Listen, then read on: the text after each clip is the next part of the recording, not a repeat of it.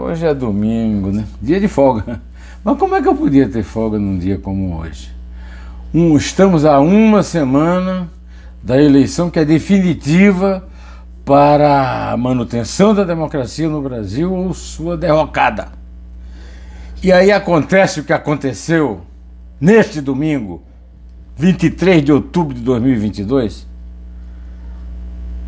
O ministro relator do caso das fake news no Supremo Tribunal Federal, Alexandre de Moraes, aceita um pedido da Polícia Federal, subordinada ao Ministério da Justiça do desgoverno federal de Jair Bolsonaro, para efetuar a prisão de um beneficiado pela prisão domiciliar que abusou de todas as restrições, cometeu todas as restrições que ele tinha para ficar em casa, ao dar entrevistas para a Rádio Jovem Pan, ao receber seus militantes do Partido Trabalhista Brasileiro. Estou falando de Roberto Jefferson. Eu sei que o Roberto Jefferson usou redes sociais, não importa de quem, para relacionar a ministra, ex-presidente do Supremo Tribunal Federal e hoje ministra do Supremo Tribunal Federal, Carmen Lúcia, chamando-a de prostituta de forma indireta, como Bolsonaro fez com aquela história do clima com as meninas venezuelanas, né?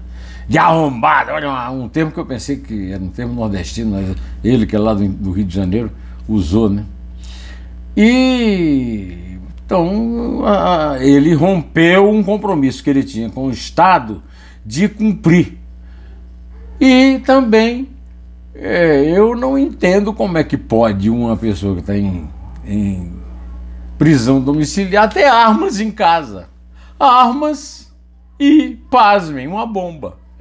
A Polícia Federal disse que ele jogou uma granada nos agentes federais que foram prendê-lo nesta manhã, exatamente por causa destas desobediências às restrições da prisão domiciliar. Ele disse, a filha, aliás, disse a Cristiane Brasil que era uma bomba de efeito moral. Era uma bomba. O que é que faz uma bomba na casa de um prisioneiro domiciliar? Lá no distrito de Levi Gasparian, no interior do Rio de Janeiro, quase Minas. Pelo amor de Deus, né? O que é certo é que, se crime ele não tinha cometido, ele cometeu um gravíssimo, muito além da difamação da ministra, muito além das críticas bastante baixas a uma instituição, às instituições em geral. O crime de reagir a uma ordem de prisão do Supremo Tribunal Federal sendo cumprida pela Polícia Federal. E reagir à bala. Ele disse que não atirou, ele disse, descumprindo, mais uma vez, as restrições da prisão domiciliar, que não atirou para matar, ele atirou para dar um susto nos agentes. 2 agentes sangraram, saíram feridos, porque foram atingidos por estilhaço. Ou o Roberto Jefferson atira muito mal, que pode ser verdade, ou então ele atirou mesmo para matar. Seja como for, ele não matou ninguém, nem morreu. Muita gente achava, e eu cheguei até a ler isso, que ele estava, como ele está muito mal, com câncer, e por isso mesmo recebeu a benesse da prisão domiciliar, ele teria feito um gesto de heroísmo para passar para a história, já que vai morrer logo, né? Mas nem isso foi uma palhaçada, foi uma encenação de quinta, e essa encenação de quinta tem um inspirador. Eu não vou dizer que foi autor, mas é um inspirador. Chama-se Jair Bolsonaro. Por que é que cidadãos, inclusive prisioneiros domiciliares, têm armas de grosso calibre em casa? O Roberto Jefferson cansou de ser fotografado com um fuzil na casa dele e não foi preso por isso.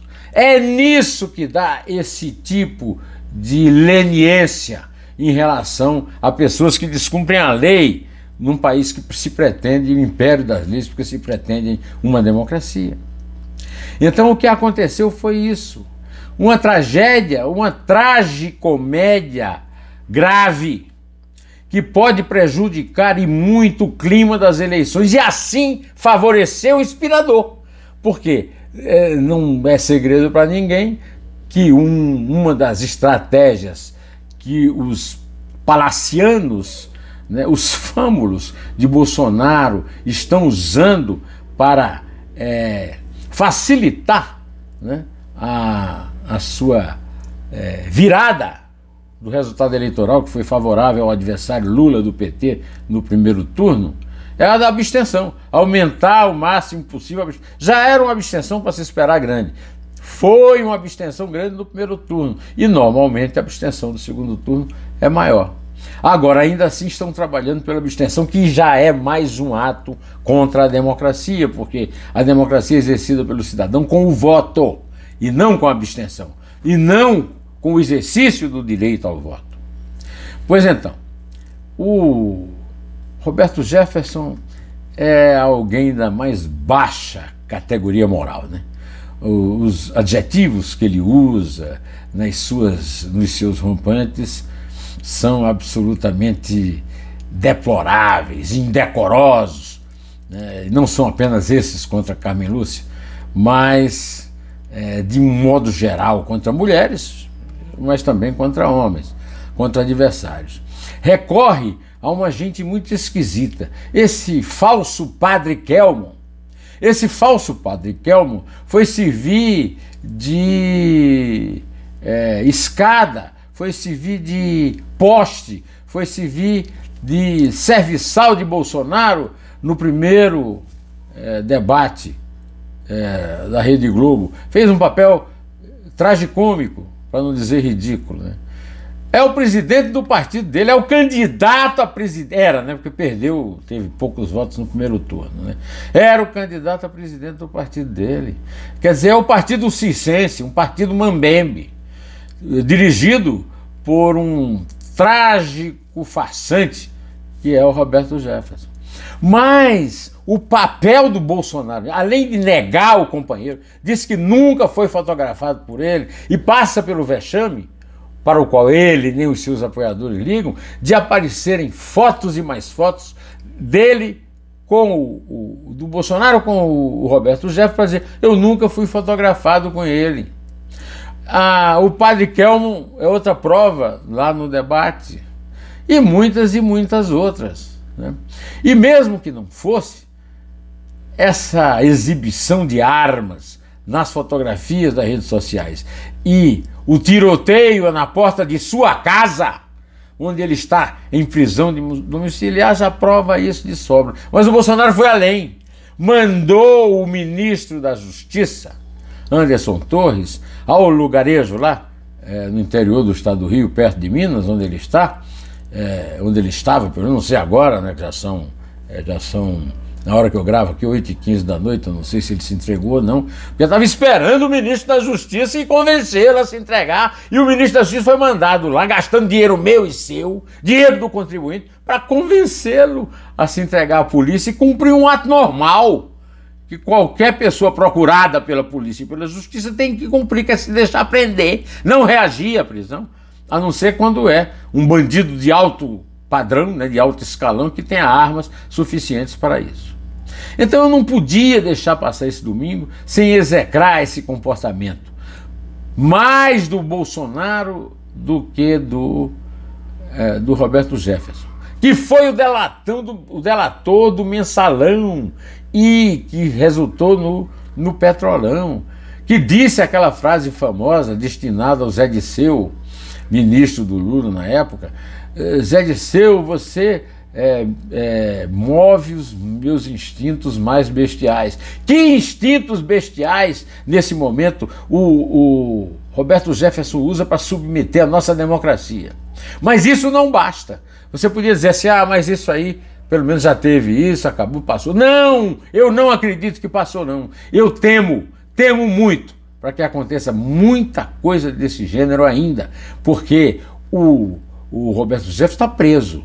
Mas o Bolsonaro está na presidência da República. E o acervo de atitudes similares contra a democracia dele é grande. Eu espero que não. Eu espero que tenhamos paz para votar. E para votar, não conto com essa abstenção absurda que eles querem. E vou ficando por aqui, também sugerindo a você que veja a brilhante entrevista que eu fiz com um democrata de verdade, não com esses que ficam... Roberto Jefferson está dizendo que está defendendo a liberdade, recebendo a polícia a bala. Mas o doutor Almir Pazianotto Pinto, que foi ministro do Trabalho, foi presidente do Superior Tribunal do Trabalho, foi ministro do Supremo Tribunal do Trabalho, então, e é um brilhante advogado, conhece muito bem a lei, e é um leitor de Paz Vieira, deu uma entrevista para o Neumann Entrevista aqui no canal do YouTube, que está bombando, e você precisa ver. O que está bombando também é meu segundo artigo no Antagonista, a cara toga inútil, né? Sobre o outro lado dessa história que nós ainda vamos tratar. Primeiro você vai ler o meu artigo no Antagonista e vai ver como é que eu trato.